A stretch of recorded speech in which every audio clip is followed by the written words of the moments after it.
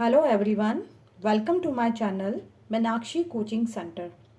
आज जो हम लोग पढ़ रहे हैं वो क्लास 8 का साइंस का चैप्टर 2 है, माइक्रो ऑर्गेनिज्म्स फ्रेंड एंड फो, सूक्ष्म जीव मित्र एवं शत्रु।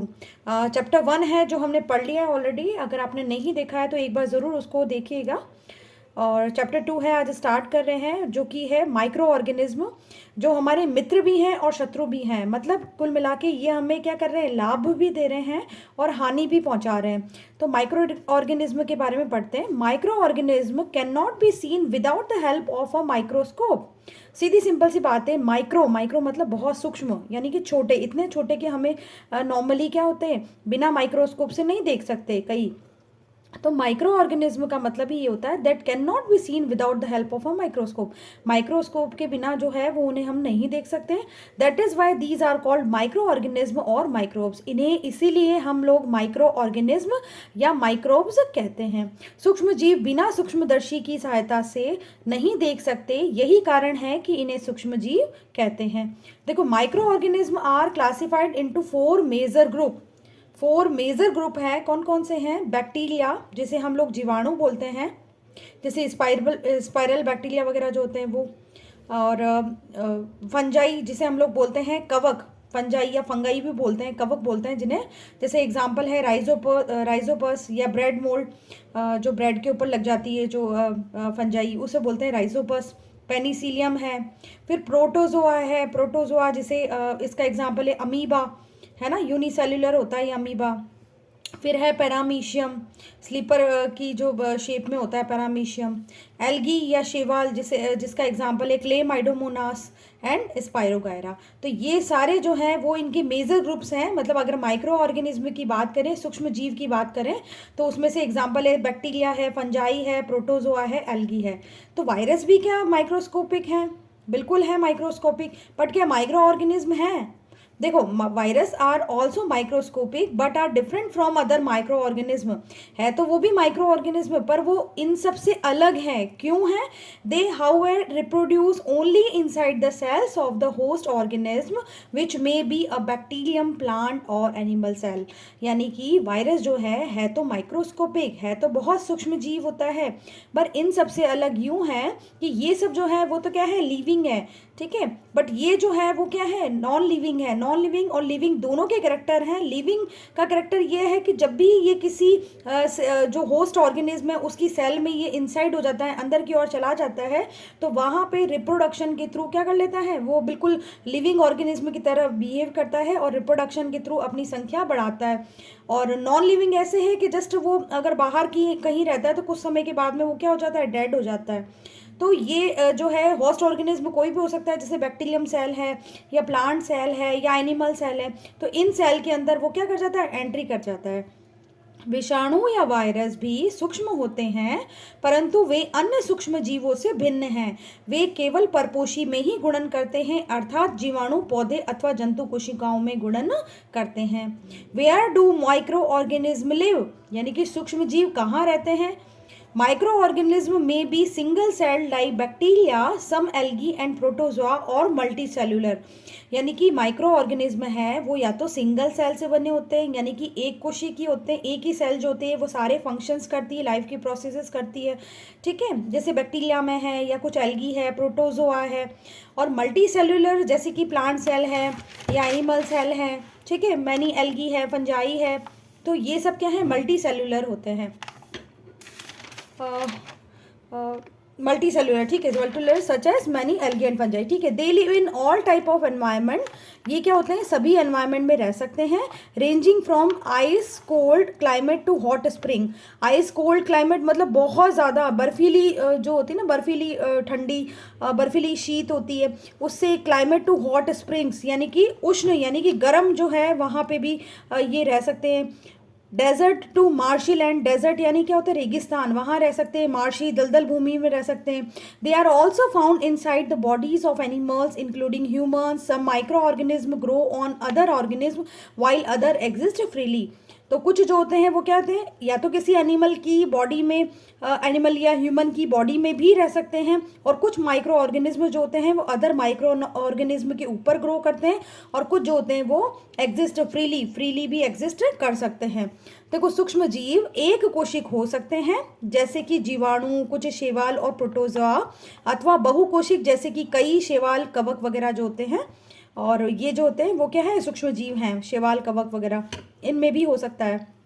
यह बर्फीली शीत से उष्ण गर्म स्रोतों तक हर प्रकार की परिस्थिति में जीवित रह सकते हैं। यह मरुस्थल और दलदल में भी पाए जाते हैं। यह मनुष्य सहित सभी जंतुओं के शरीर के अंदर भी पाए जाते हैं। कुछ सूक्ष्म जीव दूसरे सजीवों पर आश्रित होते हैं, जबकि कुछ अन्य स्वतंत्र रूप से पाए जाते हैं। अमीबा जैसा सूक्ष्म जीव अकेला रह सकता है, जबकि कवक और जीवाणु जो है वो समूह में रह सकते हैं। ठीक है, तो ये जो है वो ये बता दिया कि भाई ये कहाँ रह सकते हैं। अब देखो माइक्रो ऑर्गेनिज्म एंड अस, मतलब माइक्रो ऑर्गेनिज्म और हमारे बारे में क्या है। देखो ये किस लिए हमारी यूजफुल है, making of curd and bread, यानी कि दही और ब्रेड का बनाना किससे बना सकते हैं हम, माइक्रो ऑर्गेनिज्म से बना सकते हैं। देखो curd contain several microorganism, of these the bacterium lactobacillus promotes the formation of curd, it multiplies in milk and convert it into curd. यानी कि जो दही है उसमें क्या प्रेजेंट है, लैक्टोबैसिलस प्रेजेंट है। हम लोग दही जमाते हैं ना, उसमें क्या है, लैक्टोबैसिलस प्रेजेंट है। तो लैक्टोबैसिलस जो होता है वो सारा का सारा जो मिल्क होता है, जो हल्का सा जो हम गुनगुना सा करते हैं, उसके अंदर हम लोग अगर उसको कर्ड को थोड़ा सा डालते हैं तो वहाँ पे क्या है, उस कर्ड में जो प्रेजेंट है लैक्टोबैसिलस, वो क्या हो जाता है, बहुत ज़्यादा क्या कर लेता है, अपने आप की मल्टीप्लाई कर लेता है। मल्टीप्लाई करने के बाद में क्या होता है, वो जो जितना भी मिल्क होता है वो क्या होता है, दही में, कर्ड में कन्वर्ट हो जाता है। ठीक है, तो अगर आपसे पूछे कि दही के अंदर कौन सा जो लैक्टोबैसिलस जो बैक्टीरियम जो है वो प्रेजेंट होता है। दही में अनेक सूक्ष्म जीव पाए जाते हैं, जिनमें लैक्टोबैसिलस नामक जीवाणु प्रमुख है, जो दूध को दही में परिवर्तित कर देता है। वह दूध में जनन कर उसे दही में परिवर्तित कर देता है, यानी कि क्या करता है, रिप्रोडक्शन करता है, वहाँ पे मल्टीप्लाई हो जाता है, और मल्टीप्लाई होके क्या होता है, दूध को दही में कन्वर्ट कर देता है। Curd is an important ingredient of rava, suji, idli and bhatura. तो आपको पता है कि जो दही है वो चाहे अपने सूजी का कुछ आइटम बना रहे हैं, इडली बना रहे हैं, भटूरे वगैरह बना रहे हैं, तो उसमें सब में जो है वो दही एक इम्पॉर्टेंट इंग्रेडिएंट है। Bacteria and yeast are also helpful for fermentation of rice, idlis and dosa batter. यानी कि अगर बैक्टीरिया और यीस्ट की बात करें हम लोग, तो ये भी क्या करते हैं, ये चावल के आटे के किण्वक में फर्मेंटेशन क्या होता है, किण्वन की प्रक्रिया होती है, अभी आएगा आपके किण्वन क्या होता है बेसिकली। तो उसमें क्या करता है, ये हेल्पफुल होता है, जैसे कि इडली डोसा वगैरह जो हम लोग बनाते हैं ना।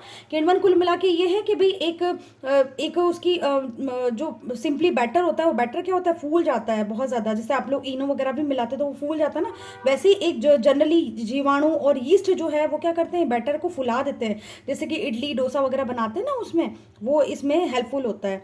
Yeast reproduce rapidly and produce carbon dioxide during respiration. Bubbles of the gas fill the dough and increase its volume. यानी कि क्या होता है, जो यीस्ट जो है वो क्या होता है, सबसे पहले रिप्रोडक्शन करता है बहुत ज़्यादा तेज़ी से, है ना, rapidly and produce carbon dioxide और ड्यूरिंग रेस्पिरेशन। और जब वो रेस्पिरेशन करता है यीस्ट तो क्या निकालता है, कार्बन डाइऑक्साइड निकालता है, बाहर की ओर प्रोड्यूस करता है। Bubbles of the gas fill the dough, और जो ये बबल्स हैं किसके, कार्बन डाइऑक्साइड के, CO2 के जो बबल्स हैं वो इस डो को भर देते हैं, जिससे कि इसकी जो डो की जो वॉल्यूम है वो क्या हो जाता है, मैदे का जो आयतन है वो बढ़ जाता है। This is the basis of the use of east in baking industry for making breads, pastries and cake. तभी वो क्या होते हैं, स्पॉन्जी होते हैं, थोड़े फूले होते हैं ना, सॉफ्ट होते हैं, वो किसके कारण होते हैं, बिकॉज ऑफ दी यीस्ट। जो CO2 प्रोड्यूस कर रहा है, रेस्पिरेशन है, और CO2 जो है वो जो डो है और उस डो के जो उसका वॉल्यूम है उसको बढ़ा दे रहे हैं। Yeast reproduces rapidly and produce carbon dioxide during respiration. Bubbles of the gas fill the dough and increase its volume. This is the basis for the use of yeast in the baking industry for making breads, pastry और cakes. और जो यही जो yeast है वो helpful होता है किसमें, जो bread वगैरह बनाते हैं हम लोग, pastries वगैरह बनाते हैं, केक बनाते हैं, तो उनमें भी ये yeast है वो helpful होता है, उसके जो volume है उसको increase कर देता है। Then commercial use of microorganism, ये तो normal use है, ठीक है। कैसे? सूक्ष्म जीवों का वाणिज्यिक उपयोग। देखो, micro organism are used for the large scale production of alcohol, wine and acetic acid, vinegar. यानी कि जो माइक्रो ऑर्गेनिज्म हैं उनका बड़े पैमाने पे उपयोग होता है अल्कोहल बनाने के लिए, वाइन बनाने के लिए और एसिटिक एसिड यानी कि विनेगर बनाने के लिए। विनेगर जिसे हम सिरका बोलते हैं ना, वो। Yeast is used for commercial production of alcohol and wine. For this purpose, yeast is grown on natural sugars present in grains like barley, wheat, rice, crushed fruit, juices, etc. तो इसके लिए यीस्ट जो है वो एक natural sugar पे grow कराया जाता है। नेचुरल शुगर जहाँ किस में प्रेजेंट होती है? जो ग्रेन्स होते हैं ना, जैसे बार्ले है, वीट है, राइस है, क्रस्ड फ्रूट, जूसेस हैं, तो इन सब जो नेचुरल शुगर होती है उस पर ये यीस्ट को ग्रो कराया जाता है, जिससे कि वो ग्रो होकर के क्या है, उसका जो एरिया है वो इंक्रीज़ कर दे, उसका जो वॉल्यूम है वो इंक्रीज़ कर दे, और ये अल्कोहल और वाइन और एसिटिक एसिड में बनाने में हेल्पफुल होता है। तो यीस्ट का सबसे ज़्यादा उपयोग है इसमें अल्कोहल वगैरह बनाने में। देखो, बड़े स्तर पर अल्कोहल, शराब एवं एसिटिक एसिड के उत्पादन में सूक्ष्म जीवों का उपयोग किया जाता है। जौ, बार्ले, गेहूं, चावल एवं फलों के रस में उपस्थित प्राकृतिक शर्करा में यीस्ट द्वारा अल्कोहल और शराब का उत्पादन किया जाता है। This is the smell of alcohol as sugar has been converted into alcohol by yeast. अच्छा, जो इस अल्कोहल में जो स्मेल आती है ना, वो स्मेल क्यों होती है? वो जो यीस्ट है वो क्या कर रहा है? As sugar has been converted into alcohol, जो शुगर है उसको अल्कोहल में कन्वर्ट किया जा रहा है यीस्ट के द्वारा, और जो स्मेल होती है ना वो इसी कारण से आती है। This process of conversion of sugar into alcohol is known as fermentation, और इसी को हम लोग क्या बोलते हैं? फर्मेंटेशन बोलते हैं, जिसमें शुगर जो है वो अल्कोहल में चेंज हो जाती है। लुईस पास्चर डिस्कवर्ड फर्मेंटेशन इन 1857। तो 1857 के अंदर जो लुईस पास्चर जो है उसने फर्मेंटेशन की जो प्रोसेस है उसको डिस्कवर किया था 1857। ठीक है, ये याद रखना, 1857 में लुईस पास्चर ने फर्मेंटेशन की प्रोसेस को डिस्कवर किया था। फर्मेंटेशन की प्रोसेस कुछ नहीं है, फर्मेंटेशन की प्रोसेस क्या चीज़ है कि यीस्ट के द्वारा जो अल्कोहल है, जो शुगर है, उसको किस में चेंज किया जा रहा है? अल्कोहल में चेंज किया जा रहा है। और शुगर जब अल्कोहल में चेंज होता है तो उसकी स्मेल अलग से हो जाती है, वही चीज़ है ना, उसी कोई प्रोसेस को हम लोग क्या बोलते हैं? फर्मेंटेशन। देखो, medicinal use of micro organism. अब मेडिसिनल क्या यूज़ है भाई? औषधि उपयोग क्या है उसका? औषधि में किस प्रकार से यूज़ हो रहा है? मेडिसिन्स लाइक पेनिसिलिन किल और stop the growth of the disease causing micro organism. देखो, मेडिसिन जो होते हैं जैसे कि पेनिसिलिन है, वो क्या करता है, जो माइक्रो ऑर्गेनिज्म है उसकी जो ग्रोथ है, जो डिजीज़ कर रही है उसकी ग्रोथ को क्या कर देता है? वो स्टॉप कर देता है या उसे मार देता है। Such medicines are called antibiotics. इन मेडिसिन्स को हम लोग क्या बोलते हैं? एंटीबायोटिक बोलते हैं, antibiotic. These days a number of antibiotics are being produced from bacteria and fungi. और बहुत ज़्यादा मात्रा में अभी जो है बैक्टीरिया और फंजाई से जो है वो हमें एंटीबायोटिक्स प्राप्त हो रही है। Streptomycin, tetracycline and erythromycin are some of the commonly known antibiotics which are made from fungi and bacteria. तो फंजाई और बैक्टीरिया से हमें स्ट्रेप्टोमाइसिन, टेट्रासाइक्लिन और इरिथ्रोमाइसिन जो है वो भी एंटीबायोटिक्स मिल रहे हैं। पेनिसिलिन आदि औषधियों का स्रोत सूक्ष्म जीव है। ये बीमारी पैदा करने वाले सूक्ष्म जीवों को नष्ट कर देती है और उनकी वृद्धि को रोक देती है, मतलब उनको स्टॉप कर देती है। इस प्रकार की औषधि को क्या बोलते हैं? एंटीबायोटिक या प्रतिजैविक। प्रतिजैविक, ठीक है। आजकल जीवाणु और कवक से अनेक प्रतिजैविक औषधियों का उत्पादन हो रहा है। स्ट्रेप्टोमाइसिन, टेट्रासाइक्लिन और इरिथ्रोमाइसिन सामान्य रूप से उपयोग की जाने वाली प्रतिजैविक है जिन्हें कवक और जीवाणु से उत्पादित किया जाता है। 1929, अब 1929 में जो अलेक्जेंडर फ्लेमिंग है उसने क्या डिस्कवर किया था? पेनिसिलिन डिस्कवर किया था, जो हमने बताया था ना अभी, पेनिसिलिन वो है फर्स्ट एंटीबायोटिक है। और किससे किया था? एक फंगस था पेनिसिलियम नोटेटम, एक फंगस था, एक फंजाई था पेनिसिलियम नोटेटम, उससे पेनिसिलिन को प्राप्त किया। इसी के नाम से रखा है ना ये पेनिसिलियम नोटेटम, पेनिसिलिन की रखा है नाम पेनिसिलियम नोटेटम के कारण। तो एक फंगस था पेनिसिलियम नोटेटम, उससे एक एंटीबायोटिक जो है पेनिसिलिन का डिस्कवर किया था अलेक्जेंडर फ्लेमिंग ने। किसने किया था? अलेक्जेंडर फ्लेमिंग ने 1929 में, 28-29 के आसपास था। तो अलेक्जेंडर फ्लेमिंग ने पेनिसिलियम नोटेटम नामक फफूंद से पेनिसिलिन प्रथम प्रतिजैविक की खोज की। अगर आपसे पूछे फर्स्ट एंटीबायोटिक कौन सा है? पेनिसिलिन। किसने खोज करी? अलेक्जेंडर फ्लेमिंग ने। और किससे खोज करी? पेनिसिलियम नोटेटम नामक फंगस से। Clear? Antibiotics are even mixed with the feed of livestock and poultry to check microbial infection in animals. They are also used to control many plant diseases. देखो पशु आहार और कुक्कुट आहार में पोल्ट्री जो है उसमें प्रतिजैविक मिलाए जाते हैं, जो उनके फूड होता है ना उसमें, जिसका उपयोग पशुओं में सूक्ष्म जीवों का संचरण रोकना है। अगर कोई माइक्रो ऑर्गेनिज्म उन पशुओं में संचरण कर रहे हैं तो उससे क्या होगा? वो स्टॉप हो जाएंगे इन एंटीबायोटिक से। प्रतिजैविक का उपयोग कुछ पौधों के रोग नियंत्रण के लिए भी किया जाता है। यानी कि जो कोई रोग वगैरह है, कोई डिजीज है अगर प्लांट्स में, तो उनके लिए भी ये एंटीबायोटिक का यूज किया जाता है। अब देखो वैक्सीन या टीका। वैक्सीन या टीका देखो, when a disease carrying microbe enter our body, when a disease carrying microbe, जो डिजीज माइक्रोब ऐसा है जिसमें डिजीज कैरिंग हो, ठीक है, अगर वो कोई हमारी बॉडी में एंटर कर जाता है, the body produces antibodies to fight the invader. यानी कि जो हमारी जो बॉडी है वो क्या करती है? एंटीबॉडीज प्रोड्यूस करती है उससे लड़ने के लिए। The body also remember how to fight the microbe if it enters again.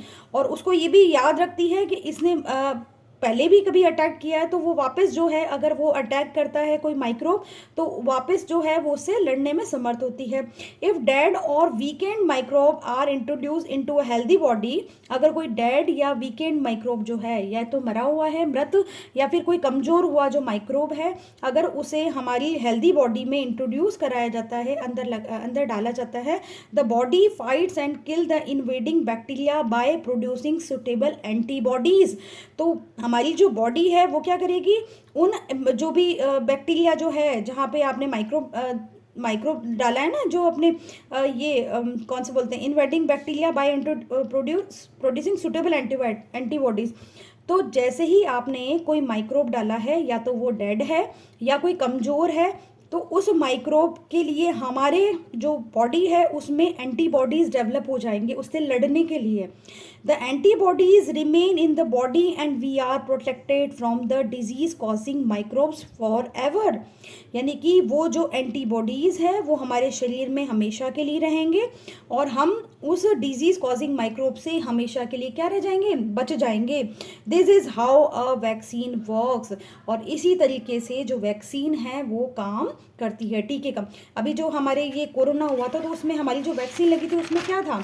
उसमें यही था, जो डेड जो वायरस है, कोरोना वायरस है, वो हमारे डेड जो कोरोना वायरस है उसमें डाला गया था, ठीक है, हमारी बॉडी के अंदर। तो वो फिर आगे हम लोगों ने क्या बनी? एंटीबॉडीज़ बना ली।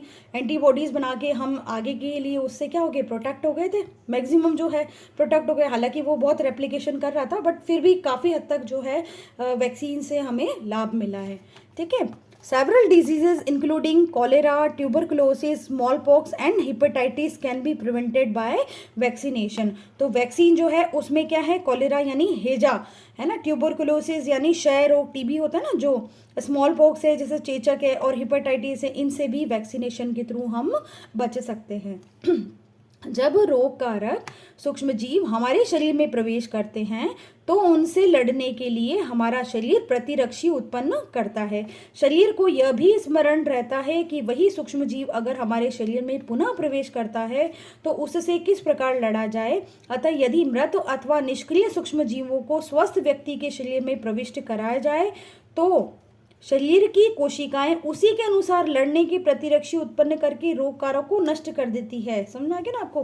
वापस क्या कर रही है? उसको एंटीबॉडीज बना रही है। यह प्रतिरक्षी हमारे शरीर में सदा के लिए बनी रहती है और रोग कारक सूक्ष्म जीव से हमारी सदा के लिए सुरक्षा होती है। तो एंटीबॉडीज अगर एक बार बन जाएंगे तो वो क्या रहेंगे? आगे से आगे जो है उसके प्रति हमें बचाएंगे। इस प्रकार टीका या वैक्सीन कार्य करता है।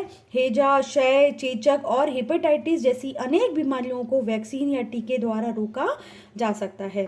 Edward Jenner discovered the vaccine for small pox in 1798, यानी कि 1798 में 1798 में जो स्मॉल पॉक्स है, चेचक की बीमारी है, उसकी वैक्सीन किसने बनाई थी? एडवर्ड जेनर ने। एडवर्ड जेनर ने चेचक के लिए 1798 में चेचक के टीके की खोज की थी। Polio drops given to children are actually vaccine, और जो पोलियो ड्रॉप्स देते हैं ना हम लोग, 1-2 बूंद जिंदगी की, तो वो जो है 5 साल से छोटे बच्चों को देते हैं, 5 साल तक के बच्चों को देते हैं, तो वो भी एक प्रकार से क्या है? ओरल वैक्सीन है। वैक्सीन है, ओरल वैक्सीन, ठीक है।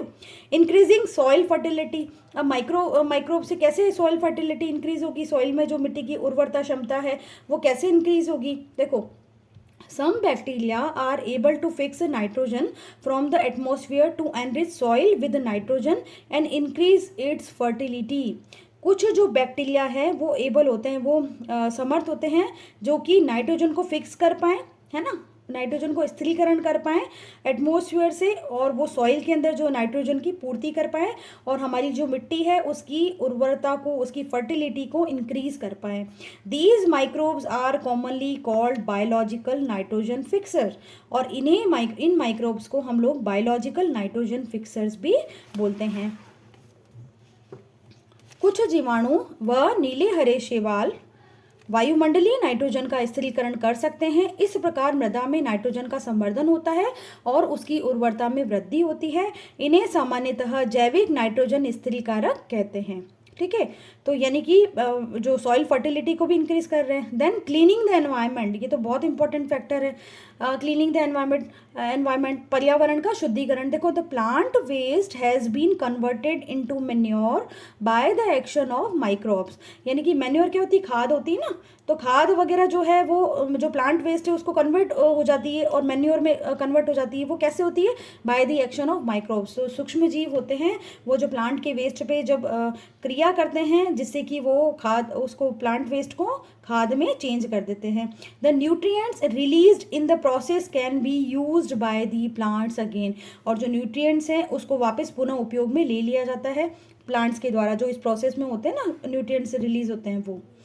सूक्ष्म जीवों द्वारा पादप अपशिष्ट का अपघटन कर उसे खाद में बदल दिया जाता है। इस प्रक्रिया में बने पोषक पौधों द्वारा पुनः उपयोग किए जाते हैं। The micro organism decompose dead organic waste of plants. देखो, द माइक्रो ऑर्गेनिज्म डीकम्पोज का मतलब अपघटन कर रहा है। Dead organic waste of plants, dead organic waste जो है प्लांट्स का या एनिमल्स का, उसको कन्वर्ट कर रहा है। Converting them into simple substance, उनको सिंपल सब्सटेंस में चेंज कर रहा है, सरल पदार्थों में बदल रहा है।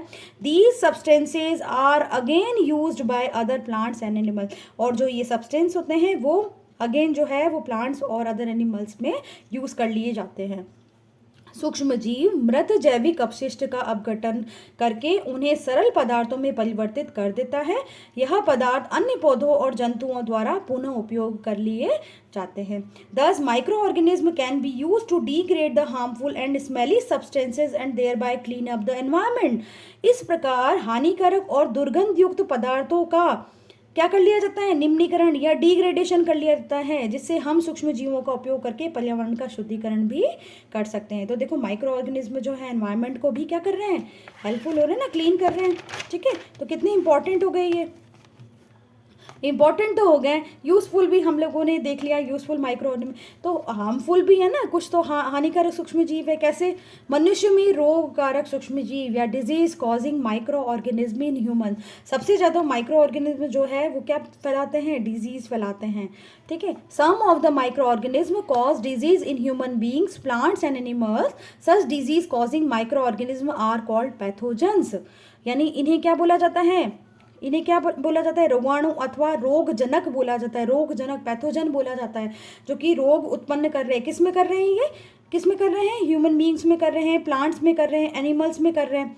Then pathogens enter our body through the air we breathe, यानी कि पैथोजन जो है वो क्या करते हैं, एयर के थ्रू जो है सांस से हमें हमारी बॉडी के अंदर एंटर कर जाते हैं। द वाटर वी ड्रिंक और द फूड वी ईट, या फिर पानी के जो हम पानी पीते हैं उससे ही एंट्री कर जाते हैं, या फिर जो फूड यानी कि जो खाना जो हम लोग खाते हैं उससे ही हमारी बॉडी में एंटर कर जाते हैं। They can also get transmitted by direct contact with N infected person और कैरिड बाय एन एनिमल, यानी कि कोई इन्फेक्टेड पर्सन है उसके थ्रू भी अगर हम उससे डायरेक्ट कॉन्टैक्ट में रह रहे हैं तो उसके थ्रू भी हमें ट्रांसमिट हो सकता है, और या फिर किसी एनिमल के थ्रू भी हो सकता है। Microbial disease that can spread from an infected person to a healthy person through air, water, food और physical contact are called communicable disease. Communicable disease यानी संक्रामक बीमारियां, संक्रामक या संचरणीय रोग, है ना, जो कि क्या हो रहे हैं, एक व्यक्ति से दूसरे व्यक्ति में फैल जा रहे हैं। किस कारण से हो रहे हैं, एयर में, वाटर के कारण या फूड के कारण, या कोई फिजिकल कांटेक्ट हो रहा है तो उसके कारण से। जैसे कि कॉलेरा है, कॉमन कोल्ड सर्दी जुकाम में भी होता है ना, चिकन पॉक्स है, ट्यूबरकुलोसिस है, टीबी है, उसमें भी हो जाता है, चिकन पॉक्स में हो जाता है, कॉलेरा में, हेजा में हो जाता है। तो ये सब जो बीमारियां हैं वो क्या हो रही है, एक प्रकार से क्या है, कम्युनिकेबल डिजीज है। देखो, मनुष्य में रोग उत्पन्न करने वाले सूक्ष्म जीव श्वास द्वारा, पेयजल और भोजन द्वारा हमारे शरीर में प्रवेश करते हैं। संक्रमित व्यक्ति अथवा जंतु के सीधे संपर्क में आने पर भी रोग का संचरण हो सकता है। सूक्ष्म जीवों द्वारा होने वाले ऐसे रोग जो एक संक्रमित व्यक्ति से स्वस्थ व्यक्ति में वायु, जल, भोजन अथवा कायिक संपर्क द्वारा फैलते हैं उन्हें हम संचरणीय रोग कहते हैं। और एग्जाम्पल जैसे हेजा है, सामान्य सर्दी जुकाम है, चिकन पॉक्स है या क्षय रोग है। We should keep a handkerchief on the nose and mouth while sneezing. जब हम खांसते हैं या छींकते हैं तो हमें क्या करना चाहिए, रुमाल जो है वो अपने मुंह पे और नाक पर ढक के रखना चाहिए, जिससे कि उसकी ड्रॉपलेट्स है वो सामने वाले के पास ना पहुंचे। If it is better to keep a distance from infected person, इसलिए ये कहा जाता है कि जो इन्फेक्टेड पर्सन है उससे थोड़ा सा डिस्टेंस मेंटेन करके उसकी केयर करनी चाहिए। There are some insects and animals which act as carriers of disease causing microbes, यानी वो क्या कहलाते हैं, कैरियर कहलाते हैं। कैरियर का मतलब होता है वाहक यानी कि क्या होता है, जो डिजीज कॉजिंग जो माइक्रोब हैं उनके वाहक होते हैं कुछ इंसेक्ट और एनिमल। यानी इंसेक्ट और एनिमल में अगर मान लो ये जो कैरियर है डिजीज कॉजिंग माइक्रोब्स हैं, अगर वो रह जाते हैं तो जब ये इंसेक्ट जो है हमें काटते हैं, जैसे मान लो अपने आगे आएगा जैसे घरेलू मक्खी वगैरह है, ये सब है, तो जो वो क्या करते हैं हमारे अगर ऊपर बैठते हैं तो और हमें इन्फेक्ट कर देंगे उस माइक्रोब से। Housefly is one such carrier. Housefly sits on the garbage and animal excreta. Housefly जो है मक्खी जो है वो क्या करती है, जो गार्बेज कचरा वगैरह जो होती है या एनिमल एक्सक्रीटा है उसके ऊपर बैठ जाती है। Pathogen stick to their bodies, और जो पैथोजन्स जो होते हैं ये जो डिजीज कॉजिंग माइक्रोब्स हैं वो क्या करते हैं, उसकी बॉडी से चिपक जाते हैं। When these flies sit on uncovered food they may transfer the pathogen, और अनकवर्ड फूड होता है यानी कि जो कोई कवर नहीं होता है, फूड खुला हुआ फूड होता है, तो वहाँ पे क्या होते हैं, ये बैठ जाती है माइक्रोब्स जो है वो ट्रांसमिट कर देती है। whoever eats the contaminated food is likely to get sick, मतलब जो भी कोई व्यक्ति इस कंटेमिनेटेड फूड को, संक्रमित जो फूड है उसको क्या कर रहा है, अगर खा लेगा तो वो क्या हो जाएगा, बीमार हो जाएगा, वो माइक्रोब जो है उसकी बॉडी के अंदर एंटर कर जाएंगे। So it is advisable to always keep food covered, इसीलिए हम बोलते हैं कि जब भी कोई खाना हम लोग खाते हैं या खाना जो भोजन हम कर रहे हैं वो हमेशा कैसा रहना चाहिए, कवर रहना चाहिए। कुछ कीट और जंतु ऐसे भी हैं जो रोग कारक सूक्ष्म जीवों के रोग वाहक का कार्य करते हैं। घरेलू मक्खी इसका एक उदाहरण है। मक्खी कूड़े एवं जंतु अपशिष्ट पर बैठती है, रोगाणु उसके शरीर से चिपक जाते हैं। जब मक्खी बिना ढके भोजन पर बैठती है तो रोगाणु का स्थानांतरण संभव है। जो भी व्यक्ति ऐसा संदूषित भोजन करेगा उसके बीमार पड़ने की संभावना है। ठीक है। Female Anopheles mosquito which carries the parasite of malaria Plasmodium, यानी कि मादा एनाफ्लीज जो मच्छर है वो क्या है, प्लाज्मोडियम यानी मलेरिया जो परजीवी है, मलेरिया के पैरासाइट है, उसका क्या है, कैरियर है या वाहक है। तो मादा एनाफ्लीज मच्छर जब भी काटती है तो जो प्लाज्मोडियम जो होता है ना मलेरिया परजीवी, उसके वो इन्फेक्टेड जो है ब्लड में क्या होते हैं, वो पहुंच जाते हैं, ये प्लाज्मोडियम जो है वो ब्लड में एंटर कर जाते हैं। तो मादा एनाफ्लीज मच्छर जो काटती है तो उससे हमें क्या हो जाता है, मलेरिया रोग हो जाता है। ठीक है, तो ये भी एक प्रकार से क्या है, वाहक है, ये है ना, वाहक है। और female Aedes mosquito acts as carrier of dengue virus. और जो फीमेल एडीज हैं, मादा एडीज जो हैं मच्छर, वो किसके लिए वाहक है, डेंगू वायरस के लिए। तो डेंगू इससे मादा एडीज मच्छर से होता है, फीमेल एडीज मॉस्किटो से होता है। ठीक है, all mosquitoes breed in water. सारी जो मॉस्किटोज़ हैं वो क्या करती है, वाटर के अंदर क्या करती है, ब्रीडिंग करती है। ठीक है, अपनी संख्या बढ़ाती है। Hence one should not let water collect anywhere. तो व्यक्ति को क्या करना चाहिए, कहीं पे भी पानी अगर इकट्ठा है तो उसको हटा देना चाहिए वहाँ से। By keeping the surrounding clean and dry we can prevent mosquitoes from breeding. तो ब्रीडिंग नहीं होगी तो मॉस्किटोज ज़्यादा फैलेंगे नहीं, और उसके लिए क्या है, पानी जो है खुला पानी नहीं रखना है हमको। सभी मच्छर जल में उत्पन्न होते हैं, हमें पानी को कहीं भी रुका हुआ नहीं रहने देना चाहिए, मतलब ढक के रखना चाहिए पानी को, है ना। और रुका हुआ नहीं रखना चाहिए हमें कहीं पे भी। अपने आसपास के स्थानों को स्वच्छ और शुष्क रखकर हम मच्छरों को पैदा होने से रोक सकते हैं। ठीक है, हम इससे बच सकते हैं। Some common human diseases caused by microorganism. कौन कौन सी ह्यूमन डिजीज है, कुछ दे रखी है, बाकी तो बहुत सारी है, बट हम कुछ दे रखे हैं यहाँ पे आपकी बुक में जो है। देखो, ट्यूबरकुलोसिस या टीबी जिसे हम बोलते हैं, क्षयरोग, वो बैक्टीरिया से होता है। और मोड ऑफ ट्रांसमिशन किससे फैलता है, वो एयर से, हवा द्वारा फैलता है। कि और फिर देखो मीजल, ये प्रिवेंटिव मेजर सबके एक जैसे ही हैं, तो ये हम एक साथ पढ़ेंगे। तो ट्यूबरकुलोसिस जो है, टीबी जो है वो बैक्टीरिया से फैलता है ना। ट्यूबरकुलोसिस बैक्टीरिया, माइक्रोबैक्टीरियम ट्यूबरकुलोसिस, ये बैक्टीरिया होता है, उससे फैलता है। और मोड ऑफ ट्रांसमिशन क्या है, एयर के द्वारा फैलता है। मीजल या खसरा, इसका जो वायरस है वो एयर के द्वारा फैलता है। चिकन पॉक्स का जो वायरस है वो एयर या फिर कॉन्टैक्ट के द्वारा फैलता है, किसी और से कॉन्टैक्ट हो जाए तो भी फैल सकता है। पोलियो का जो वायर है वो एयर से, और पोलियो वायरस जो होता है ना वो किससे फैलता है, वायरस से फैलता है, और एयर से या वाटर से जो है वो फैल सकता है। Keep the patient in complete isolation. अगर किसी व्यक्ति में ये सब लक्षण दिखें तो हमें उससे क्या कर लेना चाहिए, उसको आइसोलेट कर देना चाहिए, थोड़ा अलग रख देना चाहिए। Keep the personal belongings of the patient away from those of the others. और उसकी पर्सनल बिलोंगिंग्स है, उसकी कोई चीज़ें हैं तो वो भी क्या कर देनी चाहिए, उससे थोड़ी अलग कर देनी चाहिए। Vaccination to be given at suitable age. और इसीलिए वैक्सीनेशन जो है वो एक सुटेबल एज में करवाना चाहिए। ठीक है, फिर है कॉलेरा और टाइफाइड। कॉलेरा जिसे हम भेजा बोलते हैं, ये बैक्टीरिया से होता है, ये वाटर से, जो कंटेमिनेटेड वाटर होता है, कंटेमिनेटेड फूड जो होता है उससे फैलता है। देन टाइफाइड जो है वो बैक्टीरिया से फैलता है, और जो है वो वाटर, जो कंटेमिनेटेड वाटर है उसके द्वारा फैलता है। ठीक है, ये दोनों बैक्टीरिया से हैं। इसमें क्या रखना चाहिए, maintain personal hygiene and good sanitary habits. अपनी पर्सनल हाइजीन को ध्यान में रखना चाहिए, साफ़ सफाई रखनी चाहिए।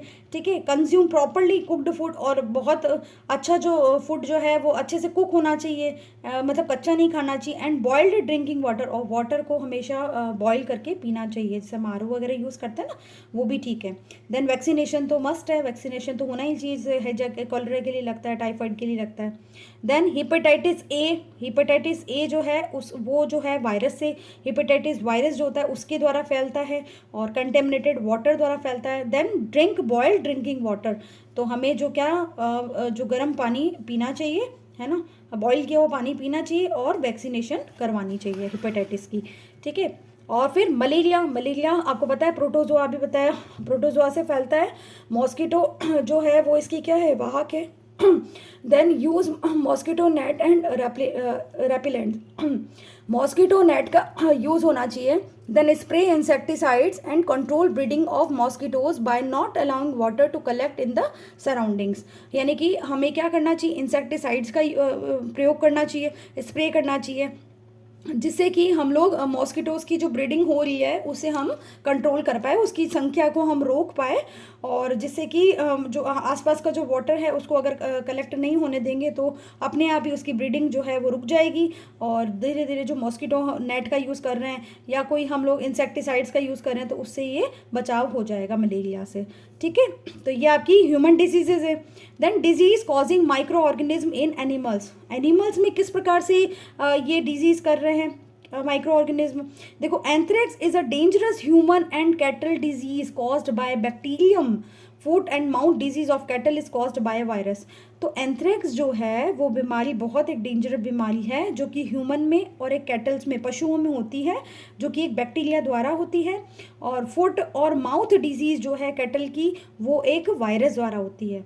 ठीक है, तो एंथ्रेक्स जो है बेसिकली रॉबर्ट कोच ने 1876 में बैसिलस एंथ्रेसिस जो बैक्टीरिया है उसकी खोज की। ठीक है, जो एंथ्रेक्स रोग का कारक है, एंथ्रेक्स रोग इसी के कारण होता है, इस बैक्टीरिया द्वारा होता है। किससे? बैसिलस एंथ्रेसिस द्वारा। और किसने खोजा? रॉबर्ट कोच ने 1876 में खोजा था।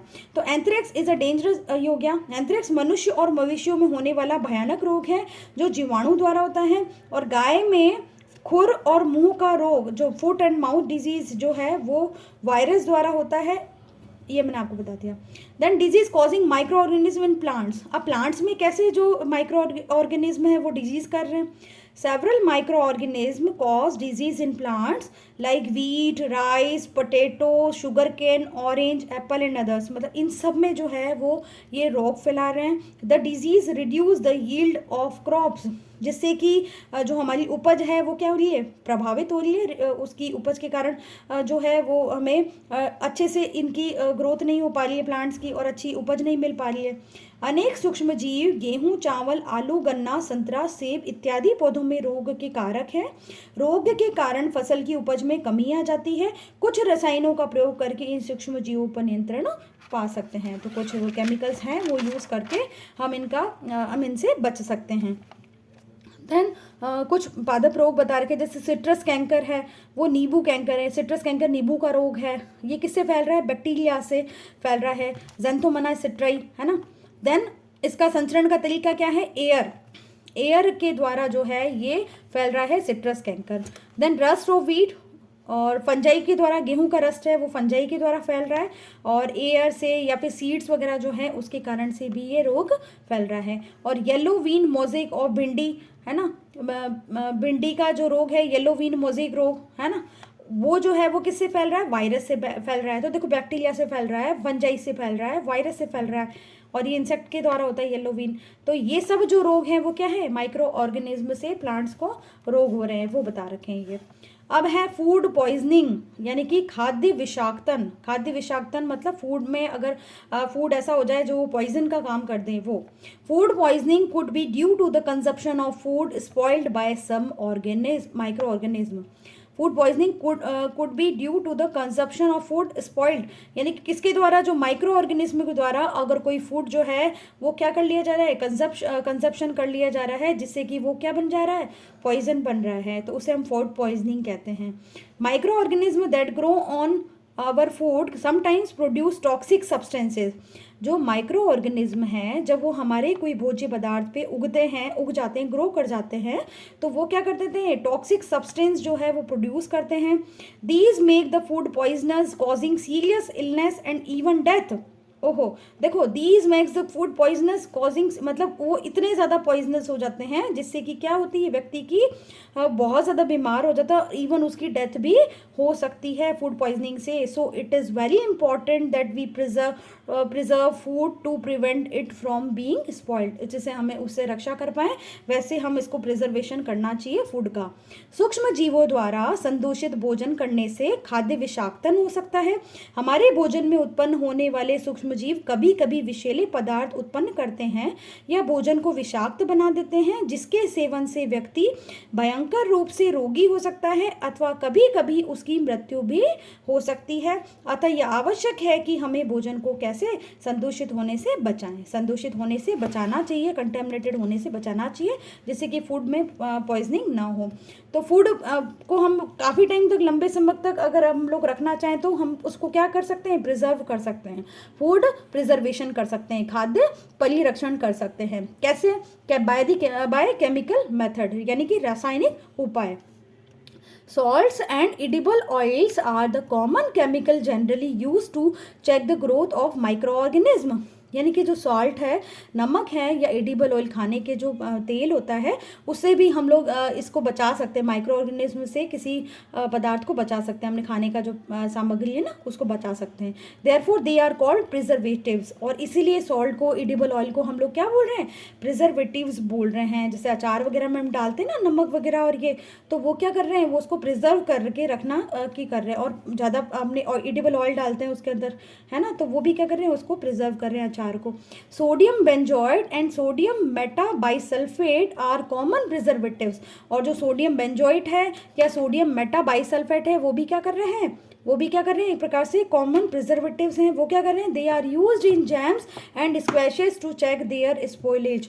तो जैम में या स्क्वैश बनाते समय उसको क्या, इनका यूज़ किया जाता है, जिससे वो इसे माइक्रो ऑर्गेनिज्म से बच पाएँ। देखो, नमक और खाद्य तेल का उपयोग सूक्ष्म जीवों की वृद्धि रोकने के लिए सामान्य रूप से किया जाता है, अतः इन्हें क्या कह सकते हैं? परिरक्षक कहते हैं। सोडियम बेंजोएट तथा सोडियम सल्फाइड सामान्य परिरक्षक हैं। जैम और स्क्वैश बनाने में इन रसायनों का उपयोग इन्हें संदूषित होने से बचाता है। अब देखो, प्रिजर्वेशन बाय कॉमन सॉल्ट। अब अच्छा, नॉर्मली नमक जो हम लोग यूज़ करते हैं वो भी एक प्रकार से क्या है? प्रिजर्वेटिव है ना। सामान्य नमक का उपयोग मांस और मछली के परिरक्षण के लिए काफ़ी लंबे अरसे से किया जाता है। Common salt has been used to preserve meat and fish for ages. Salting is also used to preserve आंवला, raw mangoes, tamarind। तो आंवला को भी प्रिजर्व कर सकते हैं हम सॉल्ट लगा करके। रॉ मैंगोज हैं, अमचूर बनाते हैं ना हम लोग, वो भी, या टैमरिंड, इमली वगैरह जो है उसको भी सुखा करके नमक लगा करके बना सकते हैं, उसको मतलब प्रिजर्व कर सकते हैं हम लोग। Then preservation by sugar. अब चीनी से भी हो सकता है।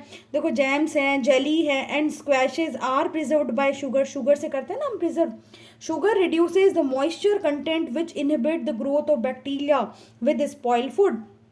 तो शुगर जो है वो जो भी अब खाद्य पदार्थ है उसमें से मॉइस्चर को जो है वो रिड्यूस कर देता है, जिससे कि जो बैक्टीरिया है उसकी ग्रोथ इनहिबिट हो जाती है, रुक जाती है।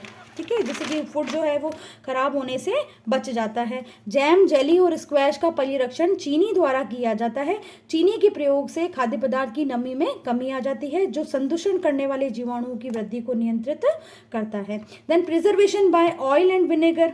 ऑयल और विनेगर से भी हो सकता है, तेल और सिरके से परिरक्षण।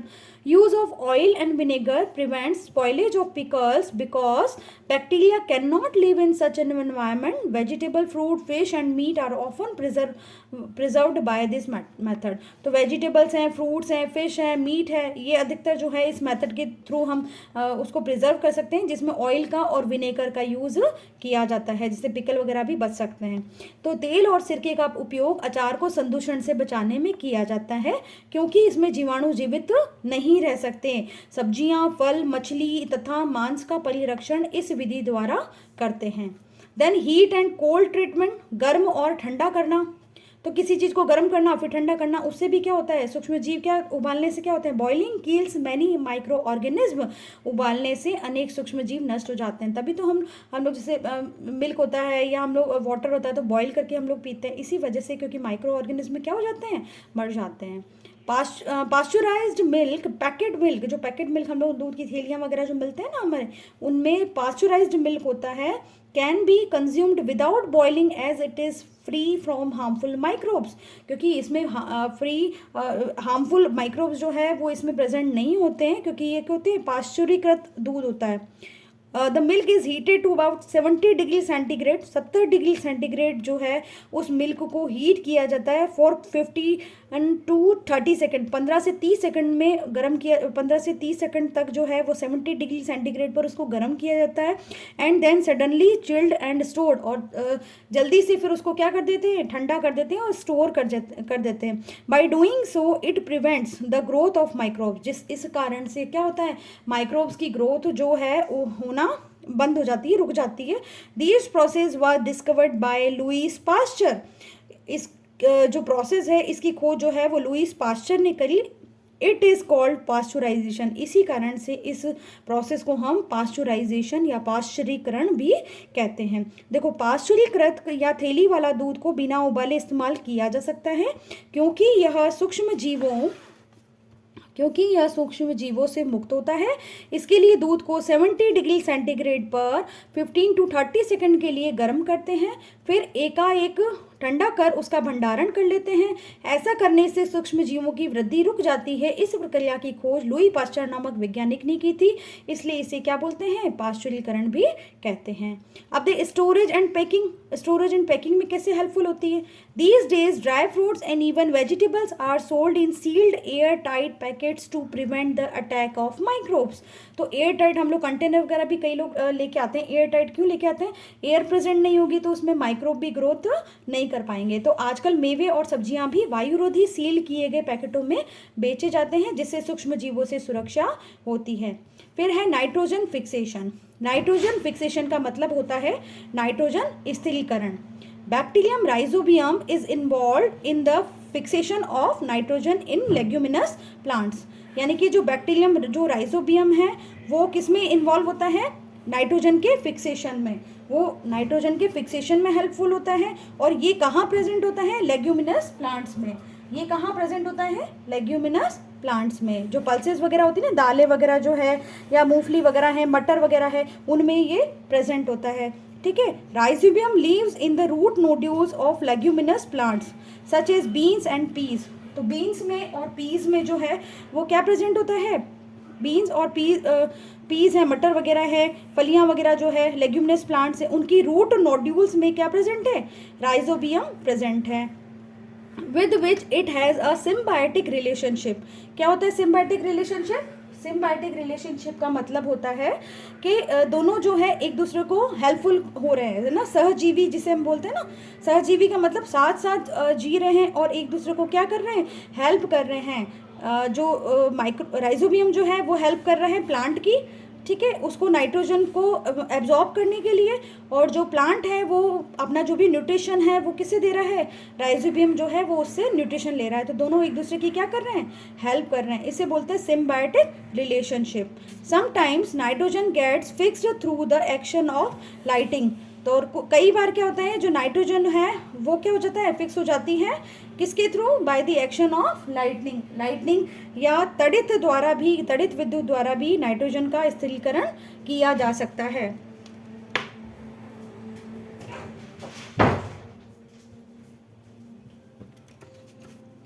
ठीक है। तो देखो, राइजोबियम जीवाणु लेग्यूम पौधों या दलहन में नाइट्रोजन स्थिरीकरण में सहायक होते हैं। राइजोबियम लेग्यूम पौधों की ग्रंथिकाओं में रहते हैं, जैसे सेम और मटर जो एक सहजीव का एग्जाम्पल है। कभी कभी तड़ित विद्युत द्वारा भी नाइट्रोजन का स्थिरीकरण हो सकता है। तो ये नाइट्रोजन फिक्सेशन होता है। अब नाइट्रोजन साइकिल क्या होता है, देखो साइकिल या चक्र क्या होता है, चक्र का मतलब है ना किसी जगह जहाँ से स्टार्ट हुआ है वहाँ वापस घूम फिर के वहीं पे आ जाए, तो वो क्या कहलाएगा, एक चक्र कहलाएगा। Our atmosphere has 78% nitrogen gas. हमारे वायुमंडल में 78% जो है वो नाइट्रोजन गैस है। Nitrogen is one of the essential constituents of all living organism as part of protein, chlorophyll, nucleic acid and vitamins. तो जो प्रोटीन है, ठीक है, या फिर क्लोरोफिल है या न्यूक्लिक एसिड्स हैं और विटामिन है, इनका सबसे ज़्यादा इंपॉर्टेंट पार्ट जो है वो नाइट्रोजन है। The atmospheric nitrogen can not be taken directly by plants and animals. भाई डायरेक्टली जो है वो प्लांट इनको नहीं ले सकते इस नाइट्रोजन का, जबकि देखो 78% नाइट्रोजन है एनवायरनमेंट में, पर डायरेक्टली नहीं ले सकते। Certain bacteria and blue green algae present in the soil for fix nitrogen from the atmosphere and convert it into compounds of nitrogen. तो कुछ बैक्टीरिया होते हैं, ठीक है, राइजोबियम वगैरह जो है वो बैक्टीरिया या ब्लू ग्रीन एल्गी हैं, वो इस सॉइल में प्रेजेंट होते हैं, जिससे कि वो नाइट्रोजन को फिक्सेशन कर देते हैं एटमॉस्फेयर से, और जो नाइट्रोजन है उसको कन्वर्ट कर देते हैं, है ना, नाइट्रेट के अंदर कन्वर्ट कर देते हैं, जिससे कि वो नाइट्रेट जो है वो आसानी से जो है वो क्या कर ली जाए, रूट द्वारा जो है एब्जॉर्ब कर ली जाए, प्लांट द्वारा एब्जॉर्ब कर ली जाए। Once nitrogen is converted into these usable compounds it can be utilized by plants from the soil through their root system. Nitrogen is then used for the synthesis of plant protein proteins and other compounds. तो nitrogen जो है इससे जो nitrate है उसके रूप में जो नाइट्रोजन को ले लेते हैं और वो जो है उसका सिंथेसिस कर देते हैं प्रोटीन्स को, प्लांट प्रोटीन को बनाने के लिए या अदर कंपाउंड को बनाने के लिए। Animal feeding on plants get these proteins and other nitrogen compounds. तो जो एनिमल्स जो हैं जो इनको प्लांट्स को फीड करते हैं, खाते हैं, और उनमें ये प्रोटीन जो है वो आसानी से पहुंच जाता है जिनमें नाइट्रोजन कंपाउंड प्रेजेंट होता है। When plants and animals die, bacteria and fungi present in the soil convert the nitrogenous waste into nitrogenous compounds to be used by plant again. और उन्हें दोबारा when plants and animals die, और जब ये plants और animal जो है वो मर जाते हैं, बैक्टीरिया और फंजाई जो है जो इस सॉइल में प्रेजेंट होते हैं वो इनको नाइट्रोजनस वेस्ट को क्या करते हैं, कन्वर्ट कर देते हैं नाइट्रोजनस कंपाउंड्स में, जो कि ये प्लांट्स जो है दोबारा वापस उस मिट्टी से ले लिए जाते हैं। Certain other bacteria convert some part of them to nitrogen gas. और कुछ बैक्टीरिया जो है वो इस जो इनके पार्ट्स हैं उसको नाइट्रोजन गैस में कन्वर्ट कर देते हैं, which goes back into the atmosphere, और वो एटमॉस्फेयर में वो गैस रिलीज हो जाती है। As a result the percentage of nitrogen in the atmosphere remains more or less constant. तो एक प्रकार से ये क्या हो रहे हैं, वो एक उसका कॉन्स्टेंट बना रह रहा है नाइट्रोजन गैस का। तो ये जनरल है। तो अब देखिए हम नाइट्रोजन साइकिल जो है वो क्या है, देखो कहाँ से स्टार्ट करते हैं हम लोग, एटमॉस्फेरिक नाइट्रोजन। देखो वायुमंडलीय नाइट्रोजन प्रेजेंट है एटमॉस्फेयर में वाली nitrogen. Then nitrogen fixing bacteria जो होते हैं वो इस एटमॉस्फेरिक नाइट्रोजन को क्या कर देते हैं, फिक्सेशन कर देते हैं। वायुमंडलीय नाइट्रोजन का जीवाणु और नीली हरी शैवाल द्वारा स्थिरीकरण कर दिया जाता है, या इस वायुमंडलीय नाइट्रोजन का कई बार लाइटनिंग द्वारा भी जो है वो नाइट्रोजन स्थिरीकरण होता है। ठीक है, अब ये जो है नाइट्रोजन फिक्सिंग बैक्टीरिया, आगे क्या होता है देखो, bacteria in turn fix nitrogen into nitrogenous compound. तो इस नाइट्रोजन को नाइट्रोजनस कंपाउंड्स में जैसे नाइट्राइट और उसके बाद में नाइट्रेट में चेंज कर देते हैं। ठीक है, और फिर क्या होता है, compounds of nitrogen in the soil, और मिट्टी में क्या है ये कंपाउंड जो नाइट्रोजनस कंपाउंड है वो मिट्टी में आ जाते हैं, यहाँ से भी आ जाएंगे। ठीक है, देन यहाँ देखो एब्जॉर्प्शन बाय प्लांट्स, पौधों द्वारा अवशोषण, ये इस जो मिट्टी में जो नाइट्रोजनस कंपाउंड हैं वो क्या कर लिए जाते हैं, पौधों द्वारा अवशोषित कर लिए जाते हैं। और ये एनिमल्स जो होते हैं जो इन पौधों को खाते हैं, ईटिंग करते हैं, और उनमें भी ये प्रेजेंट हो जाता है। Then nitrogenous waste from excretion and organism death, और जब इन एनिमल्स की या प्लांट की जो एनिमल्स की डेथ होती है उसके कारण से क्या होता है, रिलीज हो जाते हैं ना, ये वापस मिट्टी में चले जाते हैं नाइट्रोजनस कंपाउंड।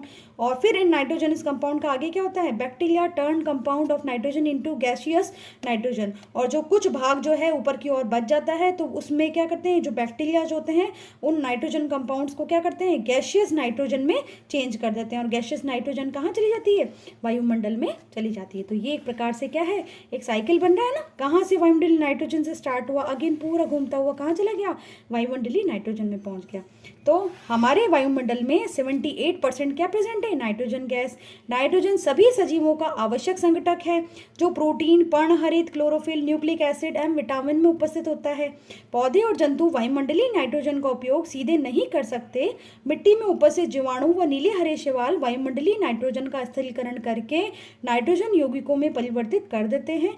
जब नाइट्रोजन इस प्रकार उपयोगी यौगिकों में परिवर्तित हो जाती है तो पौधे क्या करते हैं, इसका उपयोग मिट्टी में से रूट सिस्टम द्वारा, जड़ों द्वारा क्या किया जाता है, उनको ले लिया जाता है।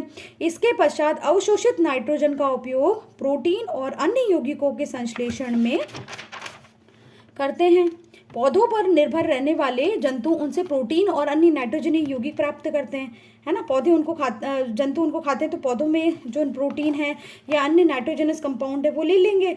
पौधे और जंतुओं की मृत्यु के बाद में क्या होगा, मिट्टी में उपस्थित जीवाणु और कवक नाइट्रोजनी अपशिष्ट को नाइट्रोजनी यौगिकों में परिवर्तित कर देते हैं और पौधों द्वारा इन्हें पुनः उपयोग ले लिया जाता है। जो पौधे वहाँ उगाते हैं ना, हम लोग दोबारा इनको यूज कर लेते हैं। कुछ विशिष्ट जीवाणु नाइट्रोजनी यौगिकों नाइट्रोजन गैस में परिवर्तित कर देते हैं जो वायुमंडल में फिर से चली जाती है। परिणामतः वायुमंडल में नाइट्रोजन की मात्रा लगभग स्थिर बनी रहती है। तो 78% जो नाइट्रोजन है वो इस प्रकार से हम लोग जो है नाइट्रोजन साइकिल के थ्रू ये मेंटेन होती है। ठीक है, तो कैसे लगा आपको चैप्टर बताइएगा, और अच्छा लगा तो प्लीज़ आप वीडियो को शेयर कीजिए अपने दोस्तों के साथ में, जो आपके कलीग हैं, जो आप जो स्टूडेंट्स हैं जो पढ़ते हैं। और 8th वाले के लिए तो स्पेशल बहुत अच्छा है, और 6 to 10 तक की मैंने पहले भी आपसे डिस्कशन किया था। तो प्लीज़ प्लीज़ प्लीज़ इसे ज़्यादा से ज़्यादा शेयर कीजिए और लाइक कीजिए। कोई आपको सजेशन है तो प्लीज़ कमेंट ज़रूर कीजिए। Thank you so much.